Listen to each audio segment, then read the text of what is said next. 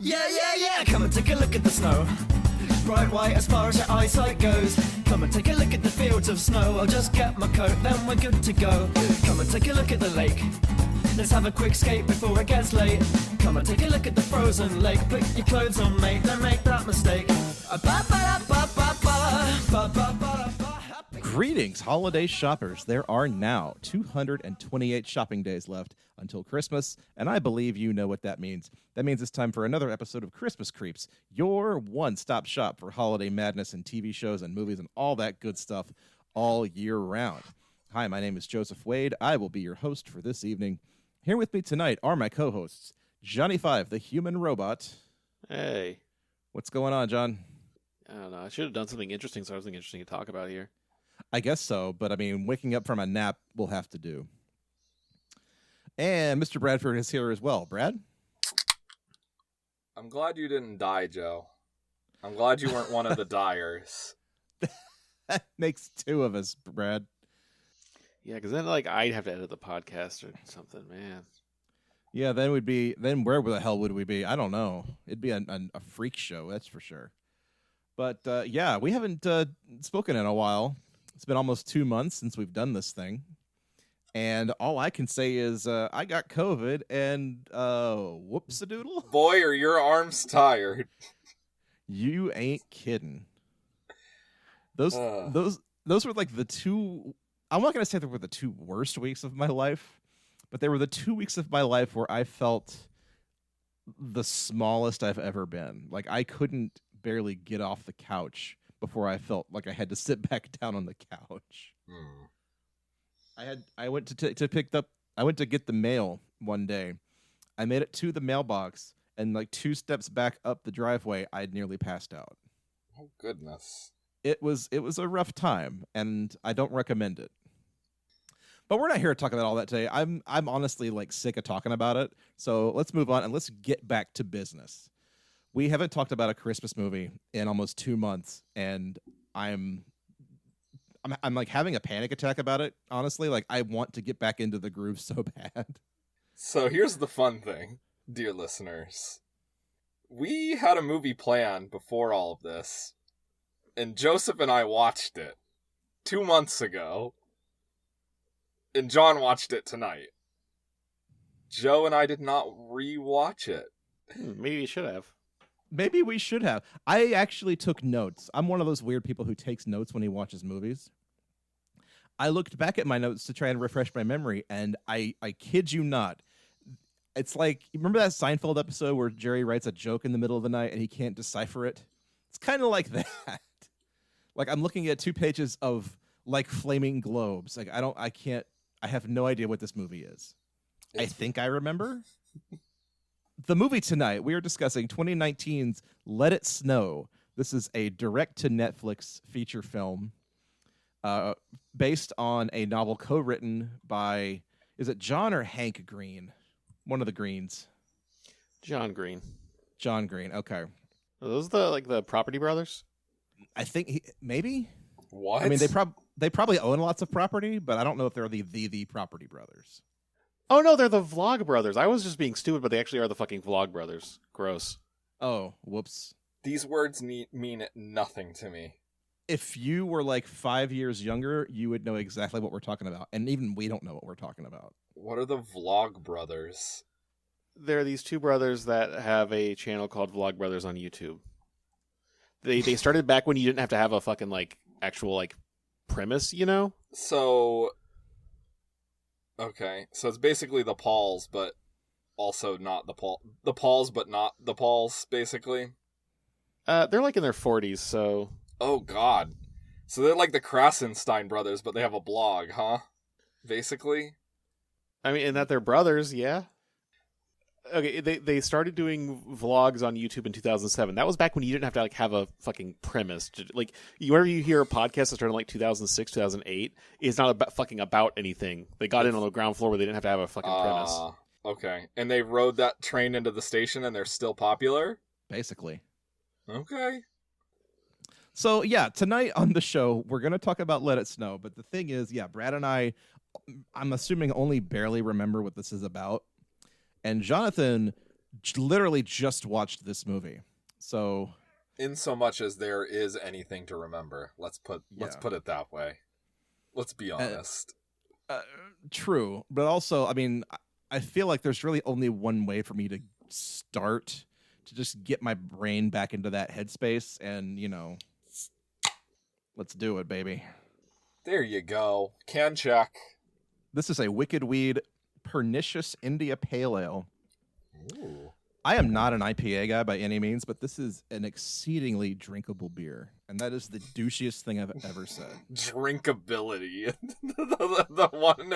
the one adjective that can be applied to pretty much any liquid. Not lava. Lava is drinkable if you're determined enough. The drinkability of this bleach is a 5, maybe a 6. I don't know. Quite viscous, I must say. Brad, Kanchik, what do you have? I know you got something. I have a Rocket Frog Angry Alice. It is a double IPA. Ooh. Twice the IPA man that I am. That's great. Twice the IPA for your money. Jonathan, do you have anything over there? I got cat check. Cat check. Cat check. Who you got? Gosh. This is Lucy. She might have to go down. She's getting a little too squirmy. Oh, hey, Lucy. Bye, Lucy. So, let it snow. First of all, also, this was Jonathan's pick. Yeah. Can you explain to me why? Because it was on Netflix, and it was recent.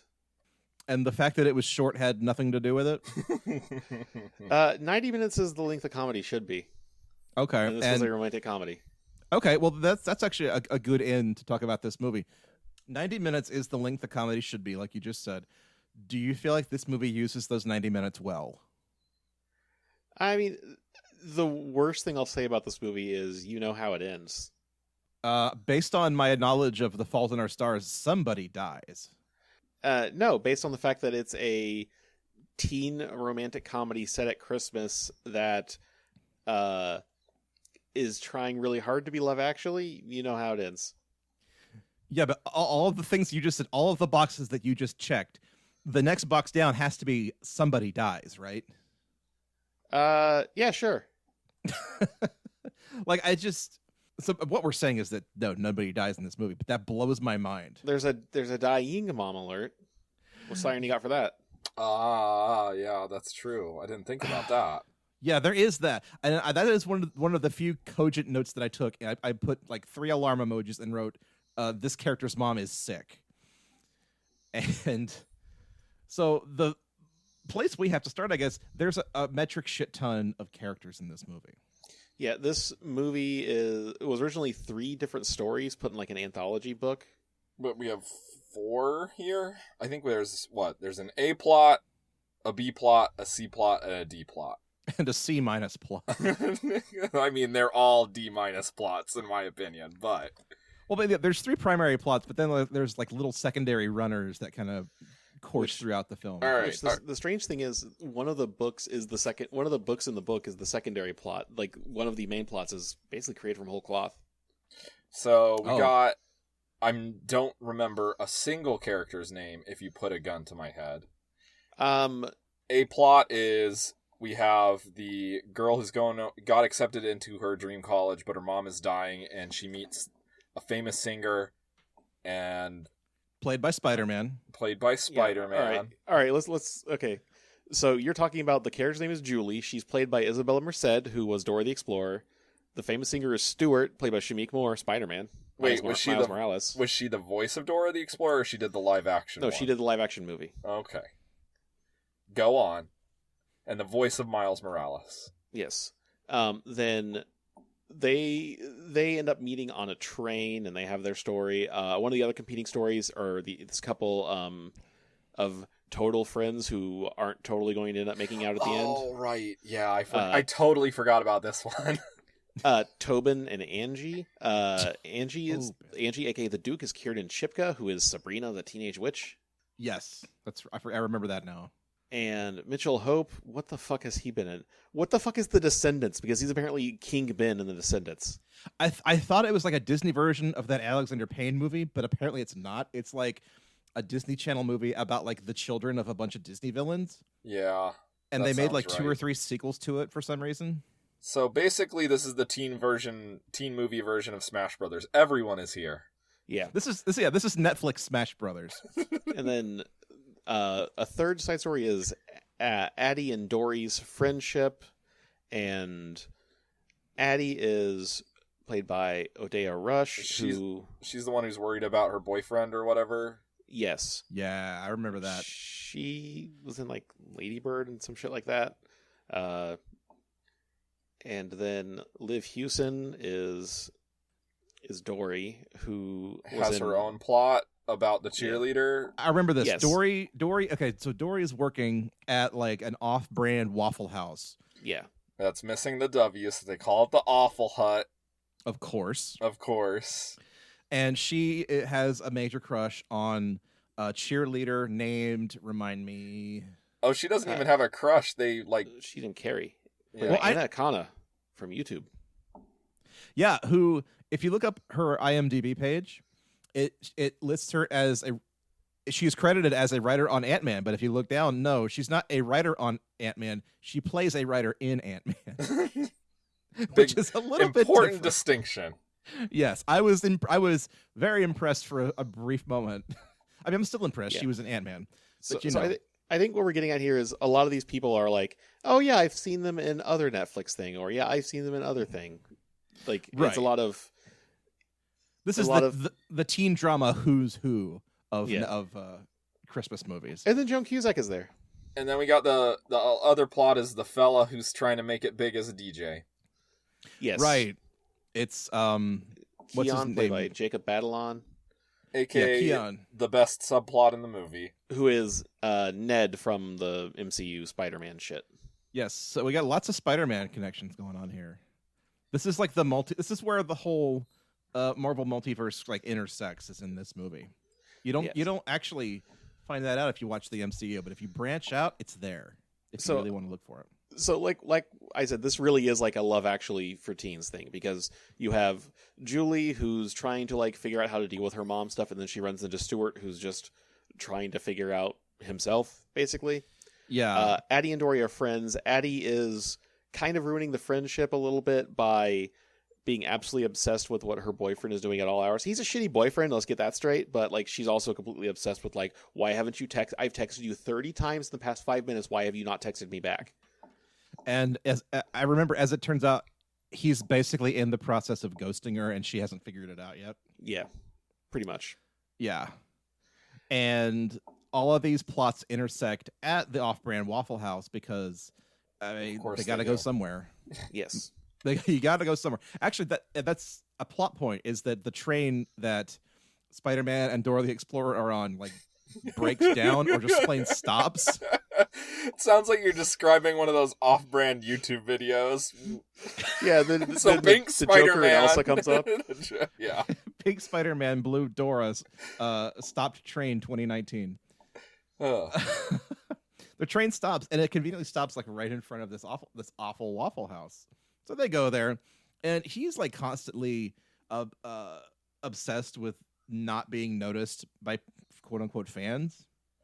So of course she helps him out and does all of the runs interference because she doesn't give a shit who he is, and he thinks that's attractive. She's like the one person in this movie who doesn't give a shit who he is. Exactly. Oh, what's her face from The Good Place shows up too. She's his manager. Yes. Darcy Carden, aka Janet Yeah. from The Good Place, aka the one actor in this entire movie that I actually know the name of and another thing they're in. You didn't know Joan Cusack? Wait, what? Oh, is she the tinfoil lady? Yeah. Okay.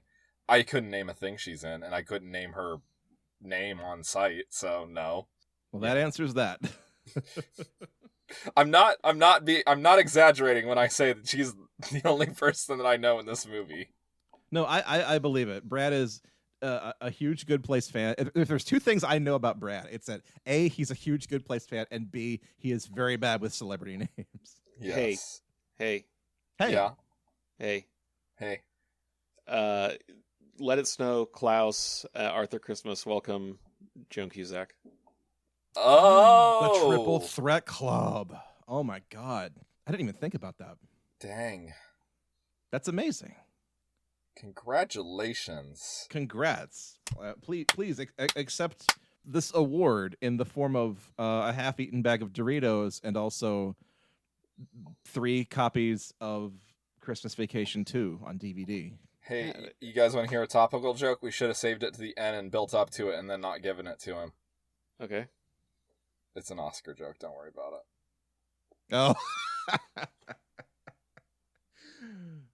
Oh. Anyhow, Here's Brad a fun thing. remembered the Oscars. That's impressive. If we watch the other Muppet Christmas movie, the one that nobody actually cares about, we can get her on the Formula One list. Cool. Which one is that? It's a very merry Muppet Christmas movie. wait. You know, that's there's the one 3 that Muppet Christmas Wait. movies then. Oh God. There's a What's Muppet the Family other one? Muppet Family Christmas, Muppet Christmas Carol, and then whatever the hell you just said. Right? But wait, isn't there a 4th one though? If we're gonna also count Emmett Otter's Jug Band Christmas. Yeah, but we already did that one.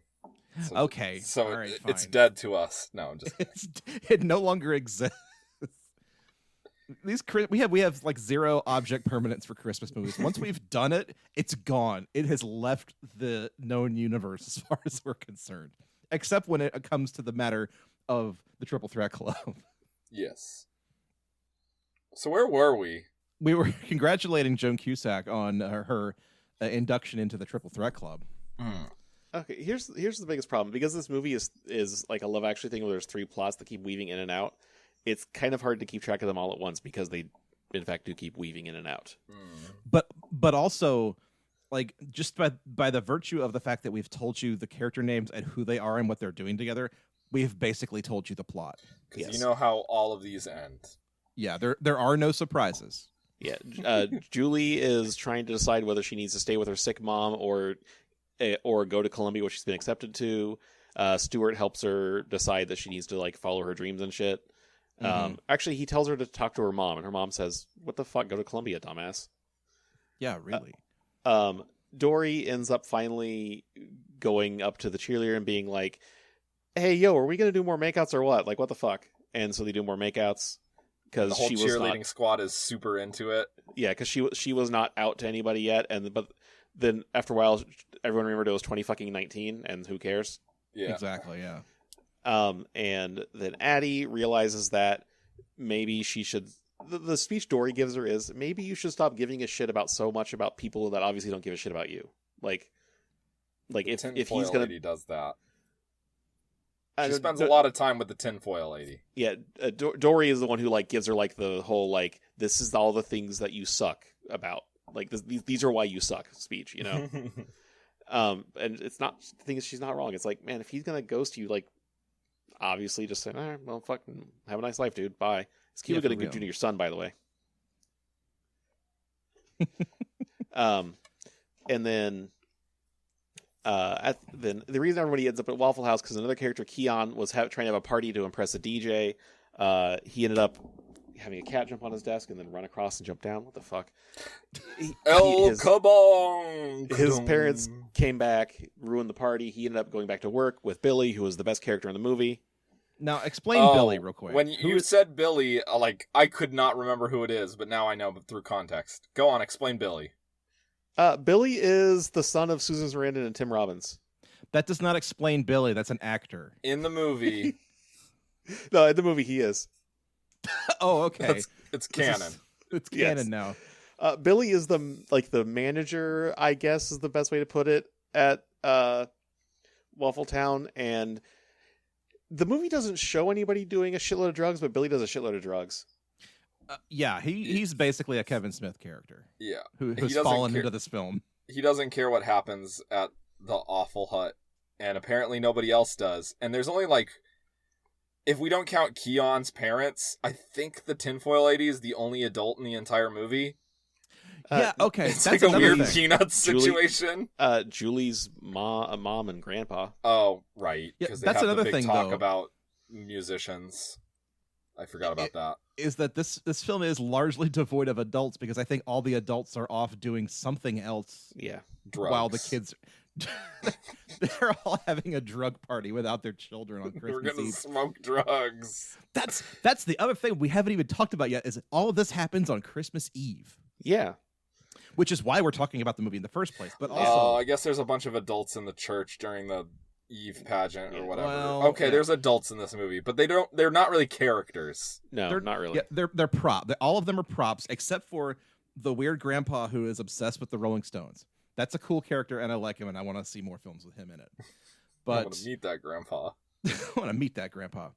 But yeah, it's like all these kids are basically left to their devices on Christmas Eve, and they all congregate at the Waffle House, Which is because- open on Christmas Eve.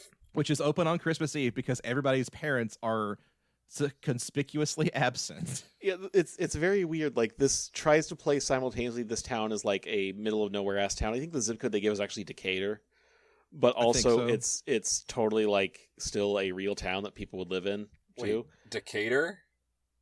Yeah, Georgia? no, like Illinois. Oh. I was like about to say, there's way too much snow for Georgia. Geography, everybody. Hey. It's what I got my degree in, and yet here we are. Yeah, it's a weird like small town that only exists in movies like this because it's like, oh, people are shopping on Main Street and stuff. Mm-hmm. Man, those are the good old days when Main Street still existed. Yeah, But now everyone just goes and is not allowed to pee at the Amazon warehouse. there's another big sequence that I feel like we need to address where, so like, Tobin and Sabrina the Teenage Witch. Yeah, the weird thing is their story is the most like predictable of like, oh, the best friends since like since kindergarten. Yeah, they're secretly in love with each other. Neither one knows to admit it. So that's what's going to happen. They're going to go kiss on a roof. And it's the Twee Indie plot for the Twee Indie folks. Well, yeah, but also I was gonna say like it's the plot that acts most like a movie Yeah, I because guess. there's like the scene where Tobin has to go up against her actual crush, who's like this weird dumbass college jock guy. And then they have a car chase with a couple of hillbillies because they steal their beer. to take and to the DJ party at the Awful House. Right. So it all kind of gels together. But in the Does middle it of this, though? Does it? it gels together in the sense that like if you put any 10 ingredients into a pan, you're gonna have something. Okay. But in the middle of all this, they like hide out in a church. And this is one of the notes I wrote in all caps. Can you just wander into a church in the middle of the day? A lot of churches aren't locked, my dude. From my time in Boy Scouts, I will tell you, a lot of churches not locked. I mean, from my time watching movies, yeah, just go find a Catholic church and you just go in, just sit in a pew in the back, and then like you're the other guy who's the rival assassin who's been like you're playing cat and mouse with, he'll show up and sit in the pew behind you. Fair. Okay. That's never happened to me. But then again, I never went to church any time that wasn't Sunday morning. So That's what you're missing out. I don't know these things clearly. But anyways, so like I remember this while they're hiding out in the church, Tobin gets roped into like a church play, and it's like a weird non-denominational holiday pageant. That's confusing me. Those are two completely separate churches. That's the weird thing. Is it really? Yeah, because we see later a scene when they're doing like the big montage, when it's the big like second act montage of like, oh, everyone's having problems. It cuts back to Duke and her college friend JP, who are just chatting, Yeah. while Tobin stomped off and they go sat in the car. So it's like, where did he get this robe from to be the wise man? Because the play is going on, and Julie and Stuart and their family are watching the play, and Duke and JP are nowhere around. That's another weird thing too, because like this is a scene where like all these adults just show up and then they disappear again. Yeah. Like it's just plot fodder adults. I don't know. So like I said, all of the stuff is pretty predictable where it's going. Like, yeah, the Duke, aka Angie, and Tobin end up being like, "Hey, don't we love each other? Yeah, we do. Let's make it on the roof." And then Dory tells the cheerleader like, "Yo, let's just do makeouts because it sucks not doing makeouts." Let's And also then- make out on the roof. No, they make out in the They make out in the parking lot. No, Yes. I know. I'm just trying to get everybody to make out on the roof. Oh. Oh, yeah, what, this is Empire Records? Yes. Hey. And then If you want to hear me and John yell about Empire Records, we did it for like 2 straight hours on my other podcast. that's called brand synergy right there. That's brand synergy, baby. And then Addie ends up just because we have 2 loose ends to tie up. Addie and JP really hit it off. Mm-hmm. But also in between, Addie decides to apologize to Dory for her shitty behavior by buying her a baby pig. Yes, the pig thing is a weird. I'm not really sure. It's a thing from the book. I know that because one of the little segments in the book is called "The Painter's Ate of Pigs." Okay. So the pig thing is totally from the book, and it doesn't make too much more sense in the movie because the thing that is completely added in for the movie that wasn't in the book is everything with Dory and the cheerleader. Okay. Because the 3 stories in there are Julie is instead Jubilee. Stuart is just a guy she meets. Jeb shows up in that story, and then Jeb is also Addie's boyfriend in the 3rd story. Then the Tobin and Duke story is more or less intact, except instead of the DJ, it's there's a bunch of cheerleaders that are hanging out at the Waffle House for some reason and want to play Twister. What? Okay. So Tobin and JP are like, yeah, let's go play Twister with cheerleaders because that's totally the coolest idea ever. And they convince Duke to be like, okay, I'll go get some food, I guess. Okay. And yeah, I get, ladies and gentlemen, Jonathan. I think Jonathan actually read the book this movie's based on. I'm reading a summary of it right now, and it's okay. it's weird just because so many things are just changed for no real reason. Because it's like in the book, it's like, oh no, Duke is the one that like breaks first and is like, hey, I love you to like Tobin. Rather than in the movie is all about Tobin trying to figure out the right moment to spring it on her, you know? Right. It's just, yeah, it's like, how to put it? It's uncanny just how like alike it is while still being completely fucking different. It probably got a treatment by committee at Netflix, I imagine, before it was greenlit. You know what it sounds like happened? It sounds like when John Green wrote it, he wrote it with the mindset of, what would a movie do? Okay, let's not do that. And then when they made it a movie, they just reversed every single one of those decisions because it's a movie. Yeah, let's see. What segment was his? Yeah, he wrote the Tobin and Duke one. He wrote Cheertastic Christmas Miracle. Yeah. Okay, that tracks to me. Yeah. That one makes the most sense to me because it feels like the biggest part of the movie, the most movie like of the movie, and everything else kind of feels like, well, we got to put other characters in this thing. How do we do that? Oh, character A loves character B. Can't say it yet. Okay, now they can say it. Yeah, let's see. Who are the credited writers on the screenplay? Laura Solon, Victoria Strauss, Kay Cannon. None of those names ring a bell. Let's see. One of them was the writer of Office Christmas Party. There's that.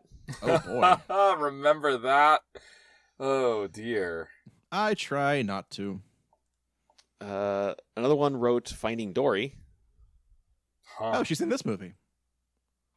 Oh, there you go. And then the other one did a lot of stuff with Pitch Perfect and also wrote that Blockers movie, which is apparently somehow actually a pretty good fucking movie. Blockers? It's the teen sex comedy where like the comedy is, oh, these girls want to go and get fucking railed super hard at prom, and the parents are super worried about that. Oh, okay. It is specifically supposed to be like a gender swapped teen sex comedy is what it's going for. I see. I remember it as the movie where John Cena butt chugs an entire beer. Yes. Thank you, ladies and gentlemen. Good night. Good night, everybody.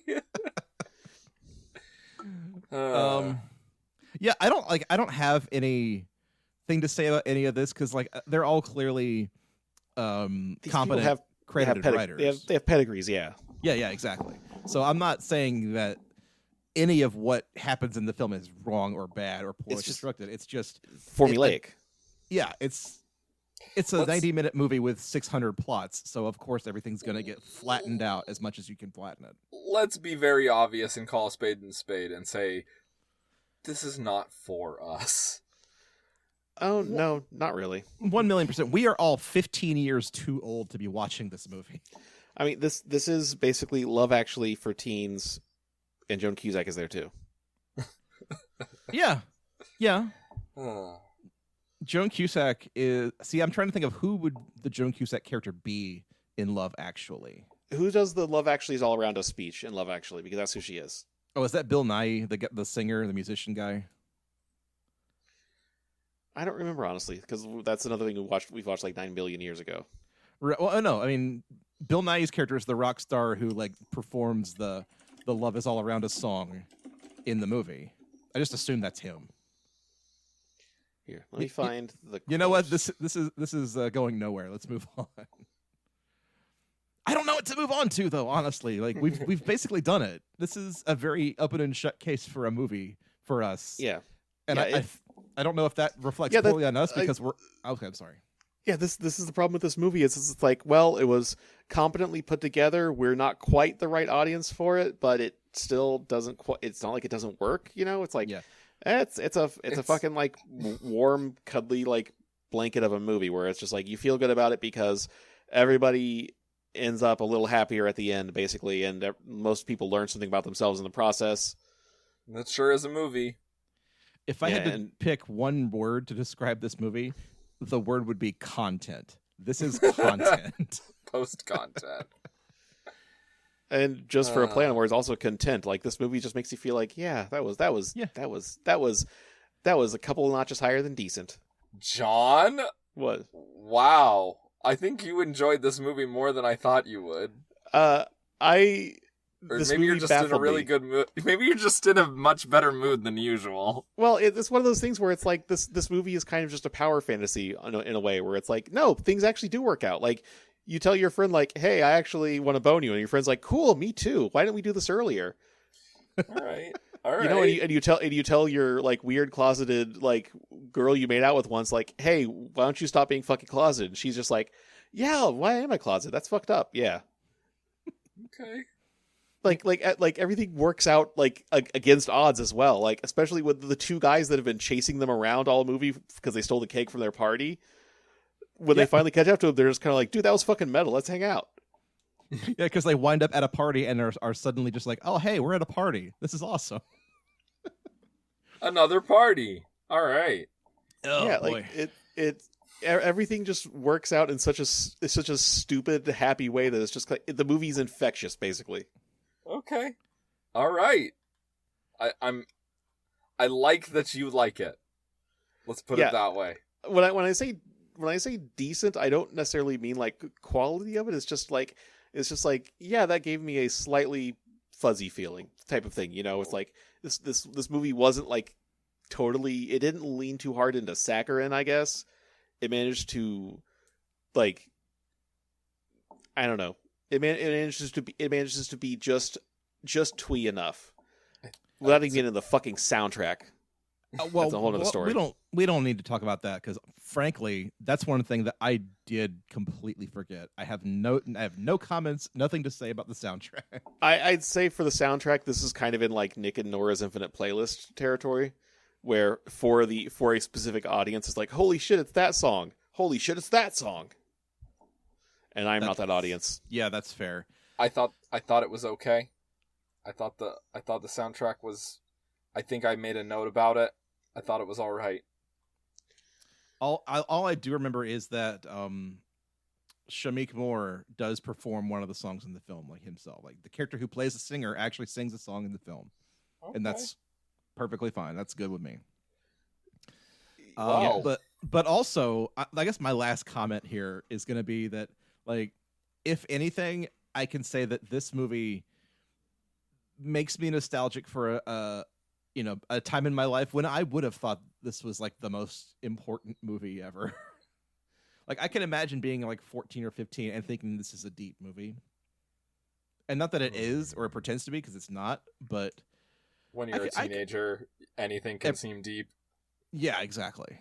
Yeah. It's like I can picture being 14 years old and thinking this spoke to me. So you know what? I'm fine with it.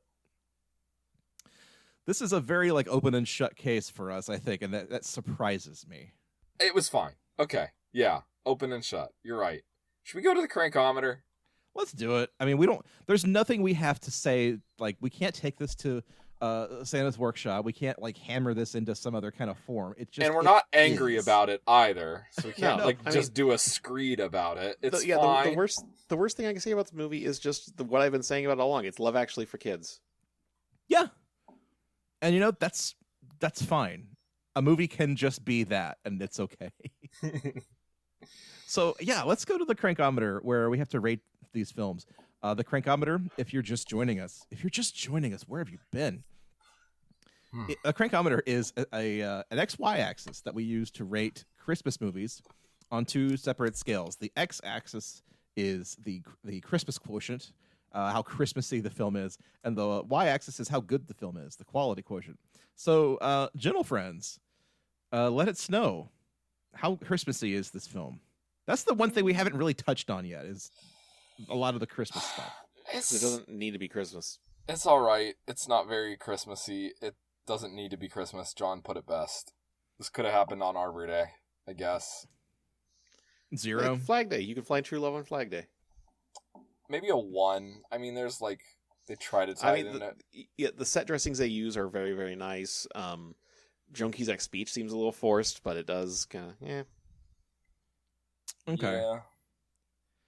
And I guess the reason that everybody's in town and everybody's together is because it's the holidays. So, yeah, that's fair. I think a 1 is fine. Yeah. Perfect.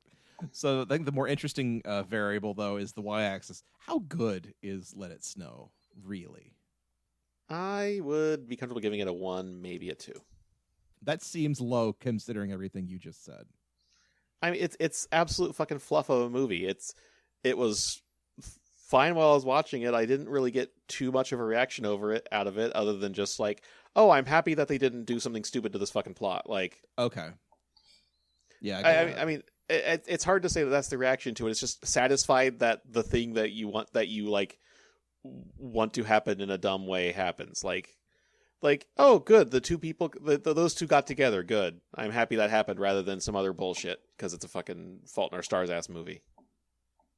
Okay. Can I just say I'm more amused by anything than how positive John is about this movie? I think what we're experiencing tonight is just we're all so happy to be back in the saddle doing this. I guess, man. I don't know. I didn't enjoy this while watching it. You did not? I mean, it was fine. I didn't hate it. I would be like, I'm true carbon neutral on this.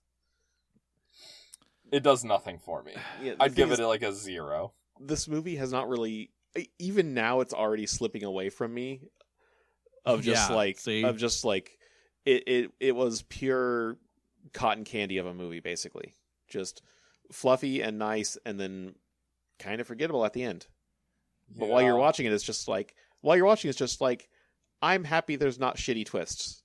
I guess. I think where I fall on this is, I'm okay with it. It's fine, but I will not make any bones about the fact that it rises above the level of okay. Like, it does not approach, good. It's just okay. God, no. It's didn't fine. Hate it. Is fine. I have been. You didn't notice how much I've been damning this by faint praise. I've been calling it things like competent. Oh yeah. But I mean, in our line of work, with the movies we watch, that's still something. It's still something. It's no Santa and the Ice Cream Bunny, I can tell you that. Yeah. No kids fall off a fucking roof or whatever the hell happens in that movie. Maybe 1-1. I don't know. It's fine. Yeah. It's not for us, but it's fine. It's not for us, and it's fine. I think a 1-1 is perfectly serviceable. Yeah, I'd be happy with that. Like I said, it doesn't really stick with you. While I was watching it, a lot of it was just like pleasant surprise that it wasn't completely terrible, and also that like Oh, like what you kind of hope would happen in a very dumb, shallow way happens. You know, this is the bare minimum of what we consider positivity. Yeah. It's okay that they made Santa Claus 2 for dogs. That's allowed to happen. Yeah, really. I mean, good lord. No, go on. Sorry. I just say, it's kind of what I've been saying about a lot of movies here. It's like, if you want to see shitty stuff, like, I got some outside for you. Yeah, that's definitely true. So that's why I'm absolutely happy to give this movie props for being wish fulfillment. Sure. Yeah, I'm fine with that Because too. sometimes you fucking need it. Fair enough. Hey, yeah, take it where you can get it. Really. Or yeah, I'm misspeaking a lot tonight. Smoke them while you got them. Smoke them while you got them. You know, bottoms up, chug a lug. Let's get it done. Joseph Wade, 2021. Put that on your tombstone. God, oh, what a power move. If I hope you live forever, Joe, but if for some reason I can get out in front of your family and put that on your tombstone, smoke them while you got them, chug a lug, Joseph Wade, 2021. No matter what year you die in, just The last thing I will chef's say. kiss. The last thing I will say about COVID-19, I think it really turned my brain into mush a little bit. Like, I don't know, man. Yeah, I've heard that happens. There was a day where I woke up and there was like a serious like ringing in my ears and I didn't know what was going on. So I went and I Googled it, like ringing in ears COVID, and sure enough, like there's like a dozen news stories, like New York Times, Washington Post, saying like some COVID patients say they have ringing in their ears. Like, oh fuck, great.